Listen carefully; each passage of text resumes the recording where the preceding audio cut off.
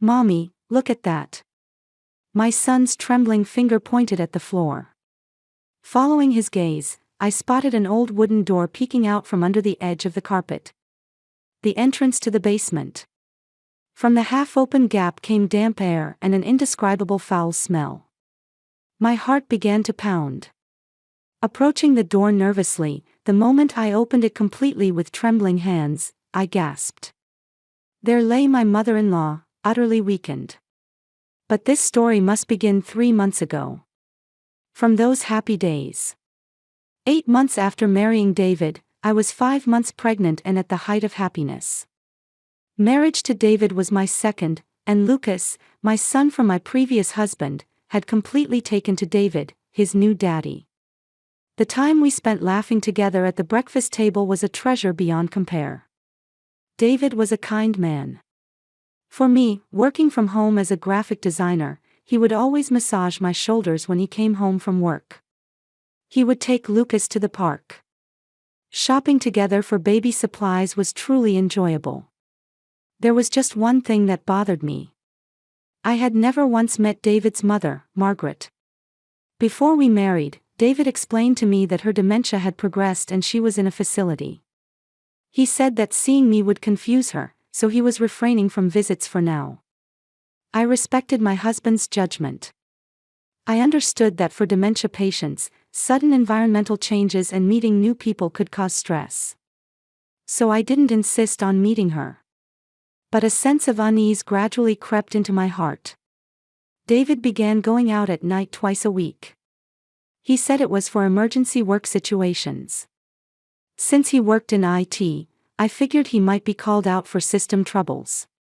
But leaving the house at 2 a.m. and returning around 4 in the morning, when that continued, naturally questions arose. Then a decisive incident occurred.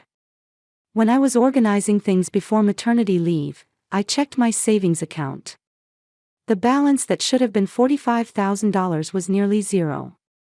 My hands trembled. I wanted to believe it was some mistake. But when I looked at the transaction history, withdrawals had been made repeatedly under David's name. That night, I gathered my courage and asked my husband. David answered without the slightest sign of distress.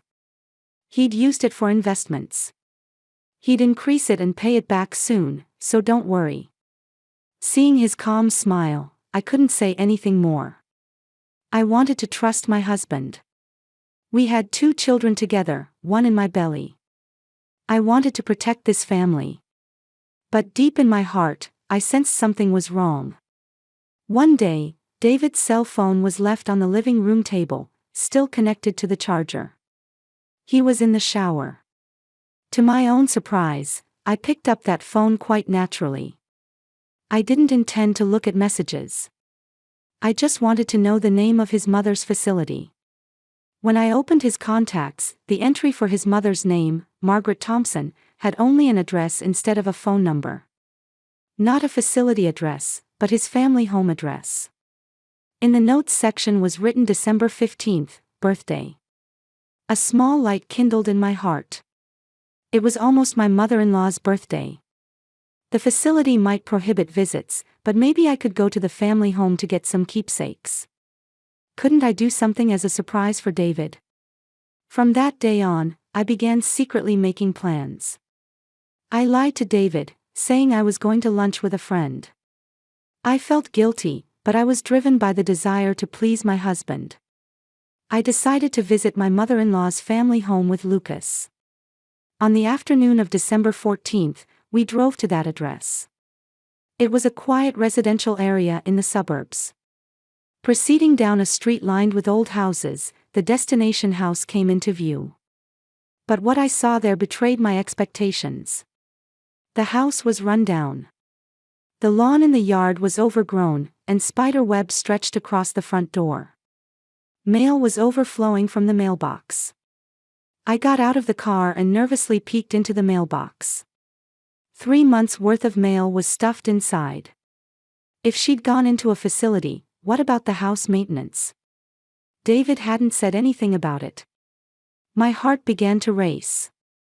Lucas gripped my hand. "Mommy, I'm scared," he said in a small voice. Holding Lucas close, I began walking toward the entrance. Something was decidedly wrong. That premonition enveloped my entire body. As I stood before the entrance, an elderly woman from the neighboring house approached with a surprised expression. The white-haired woman in an apron stopped when she saw us. "Who are you? No one has lived in this house for months now." At those words, I felt like I couldn't breathe. But I answered as calmly as possible. "I'm Emma. I'm the wife of Margaret's son, David. Her daughter-in-law." The elderly woman's expression clouded for a moment. She looked me over as if appraising me, then slowly opened her mouth. "Margaret went into a facility, I was told by her son. But..." She trailed off. I involuntarily stepped forward. "But what? Do you know something?" The elderly woman sighed deeply. "I'm Chen. Margaret and I have been close friends for 30 years. We used to have tea together every day. She was a dear friend of mine." There was deep sadness in Mrs. Chen's eyes. She continued. "It was 3 months ago. One day suddenly, her son appeared and told me Margaret's dementia had progressed and she'd gone into a facility. It was so sudden, I was shocked. Just the day before, Margaret had been fine. We'd been solving crossword puzzles together. She did have some memory lapses, but I didn't think it was that serious." Mrs. Chen's voice was trembling. I asked for the facility's name, but her son wouldn't tell me. Not the location either. He said to refrain from visiting. But we're friends of 30 years. I at least wanted to know where she was. I tried to call, but Margaret's phone didn't connect. It had been cancelled. My heart began pounding violently. This was no coincidence. Something was decidedly wrong. "Mrs. Chen, did you notice anything else?" Mrs. Chen thought for a moment, then answered hesitantly. "I've seen lights in this house at night. Several times. At first I thought it was a burglar, but there was a black car parked there. But I didn't think it was enough to call the police. And I thought maybe her son was coming to check on things from time to time." At that moment, Lucas tugged at my clothes. "Mommy, I hear someone's voice." I looked down at Lucas involuntarily. "What are you saying, Lucas? Isn't it just the wind?" But Lucas shook his head. His face was pale, and his small body was trembling. "No, Mommy. Someone's saying, 'Help me.'" Mrs. Chen also looked startled. "Come to think of it, I've heard sounds at night. At first I thought it was animals, but now that I think about it..." I looked around the house. All the windows were closed. But I felt like I really could hear sounds from somewhere. No, maybe it was just my imagination. Maybe I was just being influenced by Lucas's words. But what if it was true? What if? I refused to think about it. Such a thing couldn't be possible. David was a kind husband. Putting his mother in a facility must have been for her own good. The house being run down was just poor maintenance. But my savings. The nighttime outings. I had to go inside. I had to find out for sure. "Mrs. Chen, do you have a key?" Mrs. Chen shook her head. Margaret had given me a spare key, but when her son came, he asked for it back. "For security," he said. I tried the front doorknob. Naturally, it was locked. All the windows appeared to be locked too. Lucas tugged at my clothes again. Tears were welling up in his eyes. "Mommy, I feel like Grandma's calling. We have to help her." Grandma. Lucas called the mother-in-law he'd never met that. A child's intuition sometimes surpasses adult reasoning. Mrs. Chen said in a small voice, "There's a broken window in the back. It's been cracked since a stormy night 3 months ago." I was thinking of telling her son, but I didn't have his contact information. I made my decision. Maybe I should call the police. But what if there was nothing? What if this was all my overthinking, and I just illegally entered an empty house? My relationship with my husband would be over. What about the baby in my belly? But Lucas's trembling voice, Mrs. Chen's anxious expression, and above all, the alarm bells ringing deep in my own heart drove me forward. Could you show me to the back door? Mrs. Chen hesitated for a moment, but then nodded firmly. I'll come with you. Margaret is my dear friend. If she's in trouble, I have to help. The three of us went around to the back of the house. Sure enough, a small window was broken. Glass shards were scattered on the ground. The window was small, but thin as I was, I might be able to get in. Lucas, wait here. Mrs. Chen, would you watch my son? But Lucas gripped my hand tightly. Mommy, I'm coming too. I'm scared, but I want to help Grandma. I looked into my son's face. I was amazed that such a strong will dwelled in his small body. All right. But you must stay by my side. Promise me. Lucas nodded with a serious face. I carefully reached through the broken window and opened the lock inside. When I pushed up the window frame, the old wood made a creaking sound. The smell of dust and something else indescribable flowed out. Taking a deep breath, I entered the house through the window. Lucas followed. Mrs. Chen said she would keep watch outside. If anything happened, she'd call the police immediately. Inside the house was dim, with all the curtains closed. I turned on my smartphone's light. Dust swirled up and danced in the light. When I stepped into the kitchen, I noticed something strange. While the entire house was covered in dust, the kitchen was different. There were signs the sink had been used recently. When I opened the refrigerator, there were bottles of water, bread, and several cans inside. The expiration dates hadn't passed yet. Looking in the trash can, I saw empty water bottles and a large amount of convenience food packaging had been discarded. Someone was living here. No, being made to live here. At that moment, Lucas said in a trembling voice, "Mommy, look at that." His small finger pointed at the living room floor. The edge of the carpet was unnaturally curled up. I slowly pulled back the carpet. There was an old wooden door. The entrance to the basement. The door had a padlock on the outside. My hands began to tremble. What did this mean?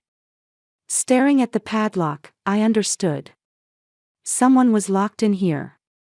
I had to break the padlock. That was all I could think about. But how?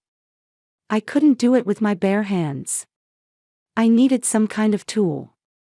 Lucas was trembling beside me. The guilt of involving him tightened my chest. But I couldn't turn back. If there really was someone beyond this door. I rushed to the window and called out to Mrs. Chen. "Mrs. Chen, do you have a toolbox or something that could break metal?" Mrs. Chen saw my desperate expression and understood immediately.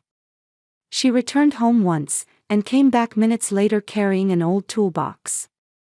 I received the toolbox through the window and took out a hammer. With the heavy hammer in hand, I returned to the basement door. I aimed at the padlock and swung down with all my strength. The dull sound of metal hitting metal echoed throughout the house. It didn't break on the first try. I struck it twice, 3 times. I could see Lucas covering his ears. On the 4th impact, the padlock broke. Fragments rolled across the floor. I took a deep breath. Before opening the door, I had to prepare myself mentally.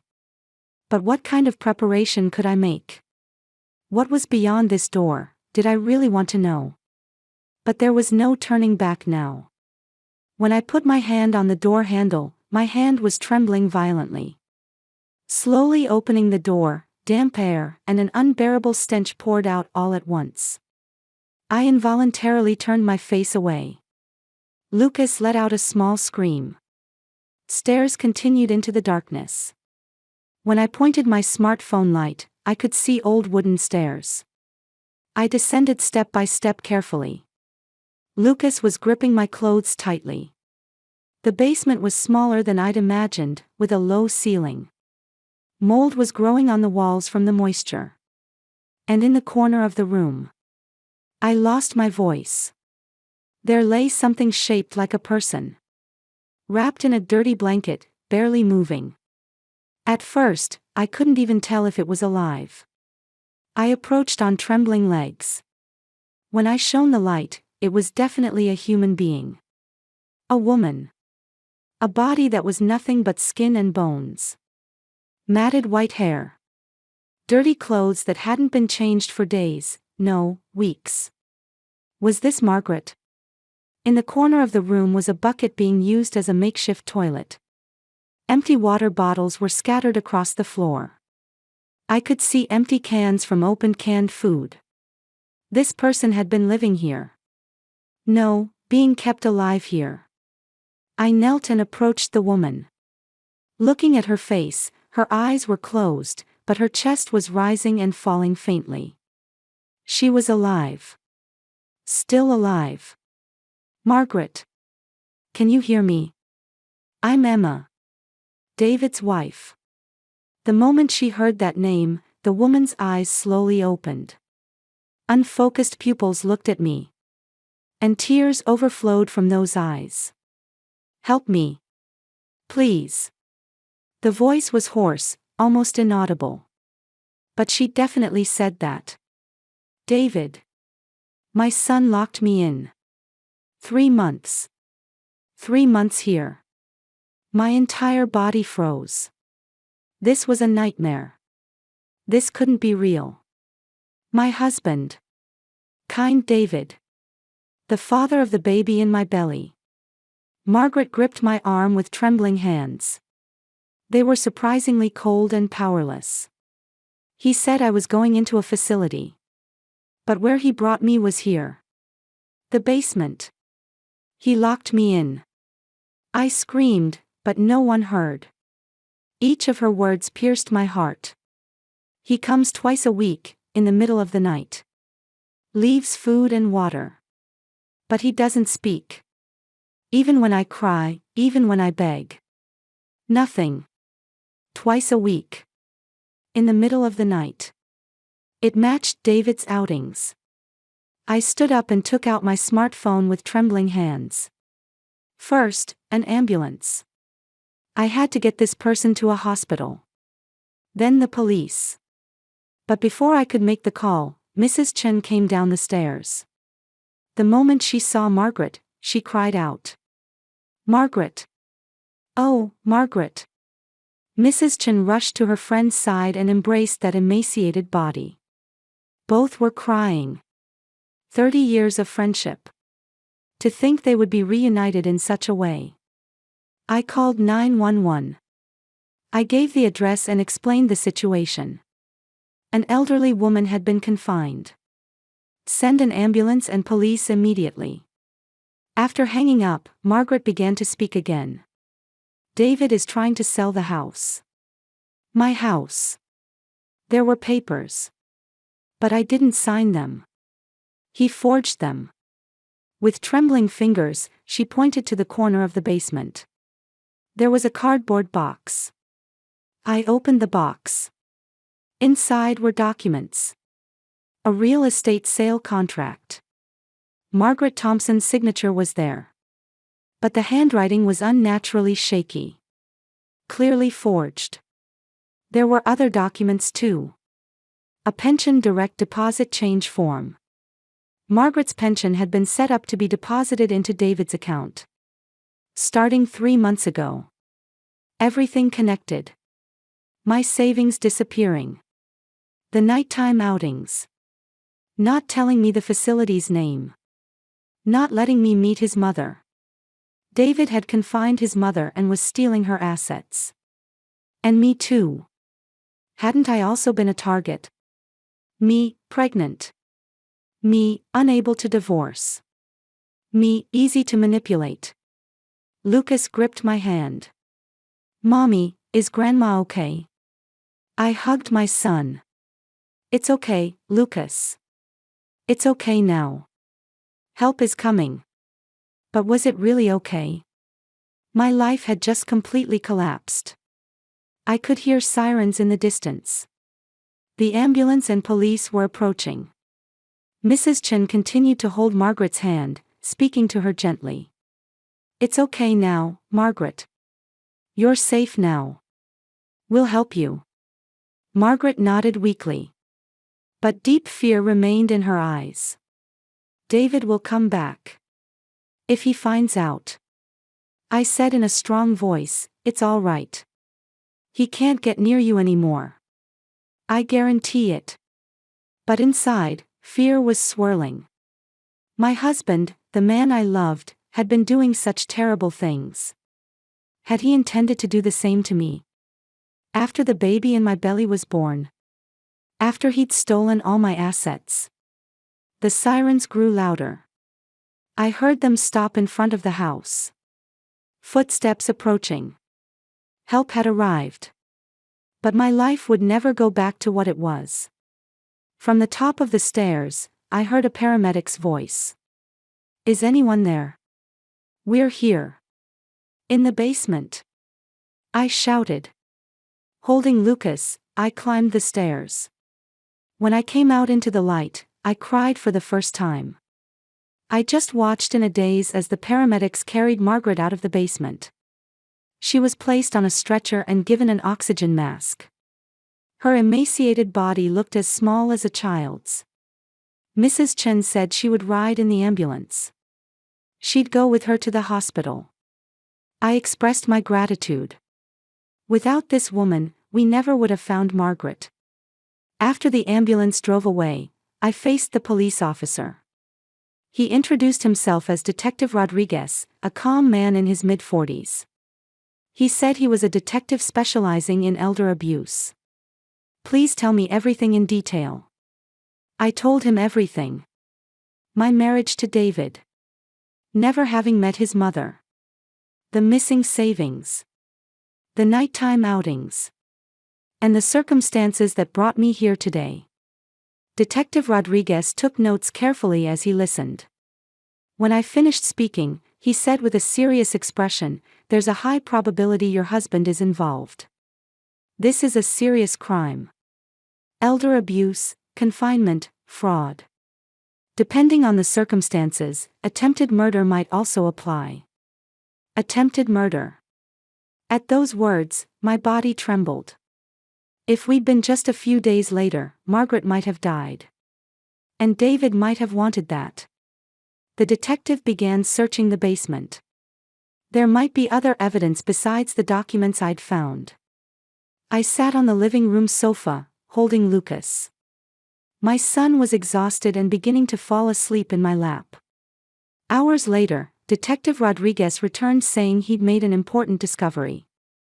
We found the key to the padlock in the basement.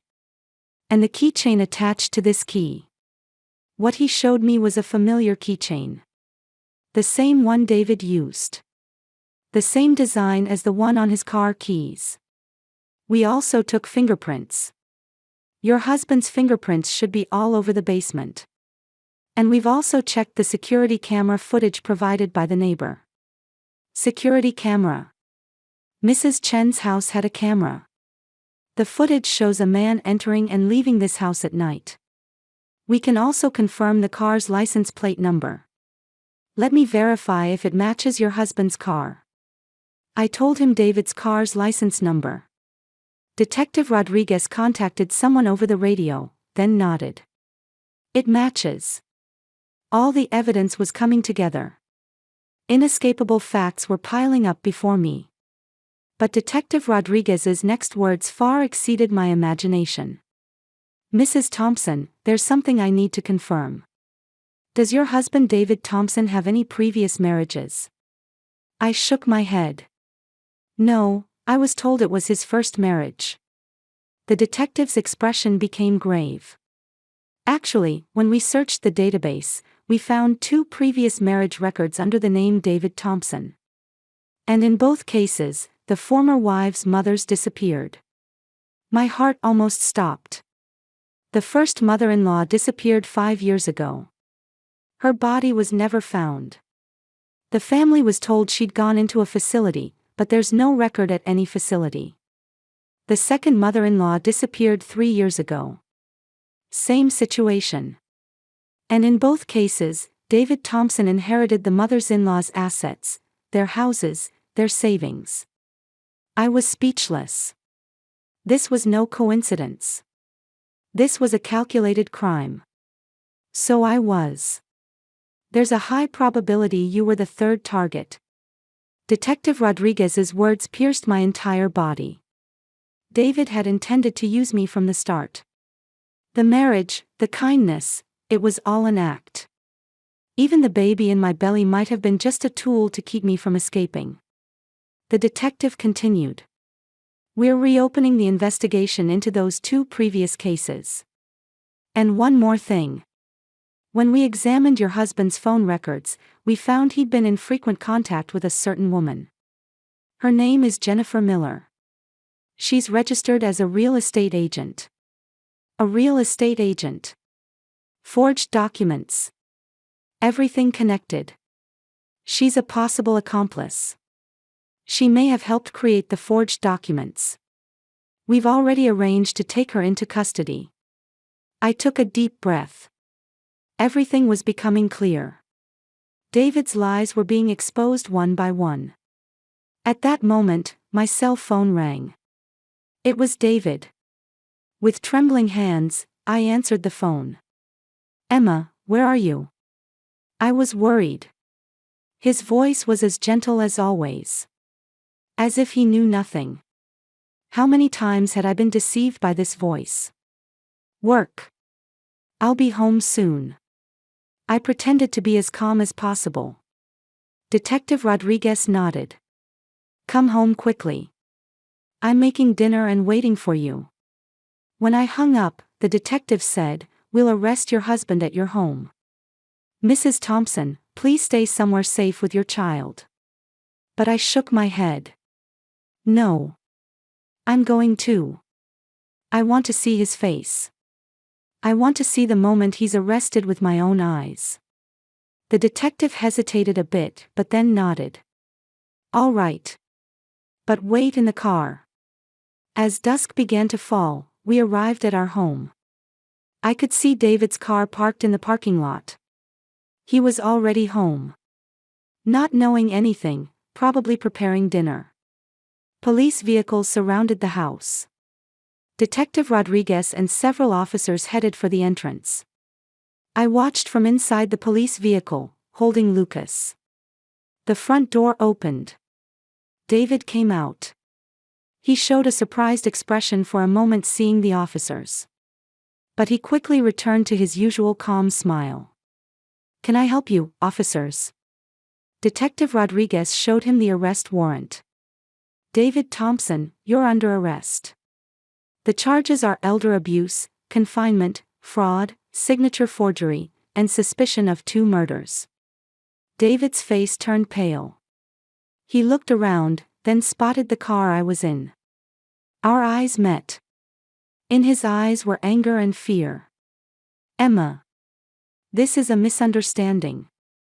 Mom has dementia and was violent, so I had no choice. I got out of the car. Detective Rodriguez tried to stop me, but I moved forward anyway. I stood right in front of David. You used me. You used my son. You confined your own mother and tried to kill her. David tried to continue making excuses, but I cut him off. I will do everything in my power to make sure you never see daylight again. An officer handcuffed David. He was still trying to say something, but I no longer had any interest in listening. I turned my back and returned to the car where Lucas was waiting. My son was watching me from the window. He was crying. 6 months passed. David's trial became national news. In the reinvestigation of the past disappearance cases, the body of the first mother-in-law was discovered in the basement of another property David had owned. The investigation into the second mother-in-law was ongoing. The prosecution sought life imprisonment. And on the day of sentencing, David was given 3 life sentences. Without parole. His accomplice Jennifer also received a 15-year sentence for fraud and conspiracy. I witnessed that moment in the courtroom. To the end, David insisted he'd done nothing wrong. But no one believed those words. All of Margaret's assets were restored. The house and land. The embezzled pension was also returned. Most of my savings were also recovered through the seizure of David's assets. But something more precious than money came back to me. After spending 2 months in the hospital, Margaret showed remarkable recovery. The doctors called it a miracle. Her strength returned, and with proper treatment, the progression of her dementia stopped. She regained that gentle smile. Mrs. Chen visited the hospital every day, and the two regained their former friendship. 30 years of bonds couldn't be broken even by those 3 terrible months. On the day Margaret was discharged from the hospital, she gripped my hand and said, "Emma, you and my grandson are my true family. Blood relationships don't matter. You saved me. From now on, I'll protect you." She invited us to her home. Why not live together? At first I hesitated. Could I live in the house where those terrible memories remained? But Margaret said, "I'm going to fill that house with happy memories from now on. I don't want to be controlled by the past." I was moved by her strength. And I made my decision. And now I'm holding new life in my arms. My daughter Sophia, born 3 weeks ago. When Margaret visited the hospital room, she cried. "My true grandchild. How beautiful she is." Lucas was gripping his little sister's tiny hand, smiling happily. "Grandma, we'll always be together. I'll protect her." Mrs. Chen came along too. 4 of us, no, 5 of us, surrounded this small life. This is a real family. Everyone nodded at Mrs. Chen's words.